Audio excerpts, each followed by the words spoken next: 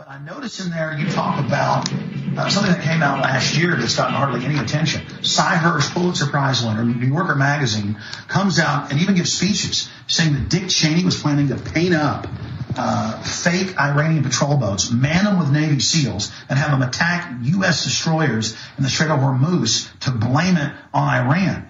I love how you put that in your piece. That right there to the president should be plenty of evidence to open an investigation of 9/11, because you got Operation Northwoods you mentioned, you've got the Gulf of Tonkin. I mean, this seems like their favorite trick. Something you didn't mention in your letter is that letter that Gary Hart sent, that open letter to Iran, talking about, our government stages provocations, you better watch your butt. I mean, look, I know I'm ranting. Charlie, I'm glad that you put it in your piece about the whole situation where Dick Cheney wanted to stage attacks on our ships with Navy SEALs, dress up like Iranian soldiers on fake Iranian patrol boats.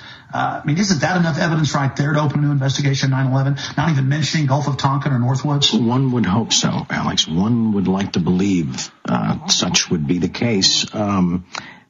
However, as I say to the president in my letter, Mr. President, I really wish I was making this stuff up. I'd sleep a lot better at night if I were. Charlie, we're just a few hours into your letter being published, and already a lot of media is asking the question, is Charlie Sheen serious? Does he really want a meeting with the president? You told me on the phone earlier, and you told me earlier before we were on air, that yes, indeed, you do want an interview. Absolutely. Absolutely. I would not have constructed this document if that was not my ultimate goal. So is this letter to get his attention? I mean, I'm sure this is going to go across his desk. I would hope so. And if it doesn't, if for some reason this doesn't make it into his hands and I'm never granted my 20 minutes with my president, then I would urge the American people, I would urge anybody and everybody that has a stake in this, which would be all of us, to continue to apply the pressure, to continue to ask the questions, to continue to demand the truth. Charlie, in your gut, do you think the president's going to actually give you that interview? Because regardless, he's going to see the questions. And I mean, millions of people now are going to be reading your letter and they're going to be asking these questions. So either way, the truth wins. And the truth always wins, Alex. The truth is unchanging, as I stated earlier. If the president ignores this, that's on him. If he accepts it, that's on me. Charlie, your letter to the president closes by you saying to him, make sure you're on the right side of history. What did you mean by that? What I meant by that, Alex, was that this is his chance to do the right thing. And for much too long now, our government has been on the wrong side of history. Charlie, when I read your letter, what really hit me was that this sounded like the president. In fact, I noticed that some of the things in his responses were quotes or paraphrased quotes from things he's actually said. You did your research on this. How long did it take you to write this letter? Yes, I did do my research, and I did take my time. It was there were some very long nights and some very long days, probably over a 2-week period. But let's face it, Alex, these people, at the end of the day, they're in show business. I'm in show business. So, these people read from scripts. I read from scripts. So it's not too far-fetched for me to grasp the nature and the style in which they communicate. Speaking of reading off scripts, Obama won't give a speech unless he's reading off those teleprompters. And more often than not, it seems like he does the opposite of what he says he's going to do. And I noticed in your letter you're a little bit rough on him when it comes to some of his police state activities. Were you shocked as an Obama supporter to see him go back on so many of his promises? Was I shocked?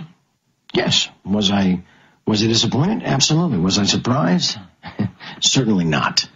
This is the political age that we live in, but we have to break out of that mold. We have to reject this. We have to stop accepting the fact that's just what they do. They just lie to us. No, because look at the history of it. Ultimately, it just leads to bigger and more damaging lies down the road. Well, Mr. All right, folks, we're going to come back at the last 3 minutes of the interview with Charlie Sheen, the taped interview. He was on live with us in the first hour. We'll be back live Friday with bigger, more important developments. Well, Mr. Sheen, I want to commend you for your courage. I want to thank you for doing this interview. I want to thank you for writing that letter to the president, because our country, our society, our world has no future unless people start getting involved and getting informed.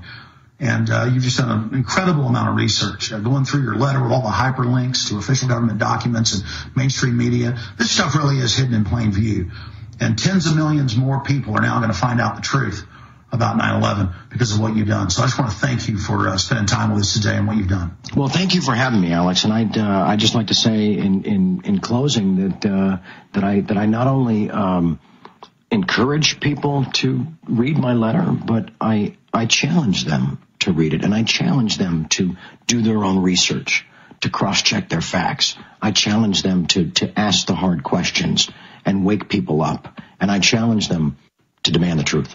The ball is in the American people's court. I mean, you've put it into Obama's court, giving him a chance to do the right thing. But regardless, as you said earlier, we've done the right thing, just asking these questions. It's your right. It's your duty. It is the epitome of patriotism to love your country, but to question your government. And with the history we've seen of them lying constantly, being caught lying, and the WMDs and all of it, all I can say is thank God for people like you that have courage, because in serious times like this, we need good men and women. As Thomas Jefferson said it best, all that evil men and tyrants need to flourish is that good men and women do nothing. And thanks to good people like you, Charlie, we've got a fighting chance. And that time I was on CNN, and then, of course, and there's one other quote I love, and that was by Mark Twain. In the beginning, a patriot is a scarce man, hated and feared. But in time, when his cause succeeds, the timid join him, because then it costs nothing to be a patriot. And you, Charlie Sheen, are a patriot. Thank you for spending this time with us today. Thank you, Alex. Okay, ladies and gentlemen, that was the 21-minute audio interview I did a few weeks ago at his home. We have a video that's pretty hard-hitting. Aaron's been spending a week on it, and it's video Charlie Sheen editing it together. That's coming up tomorrow.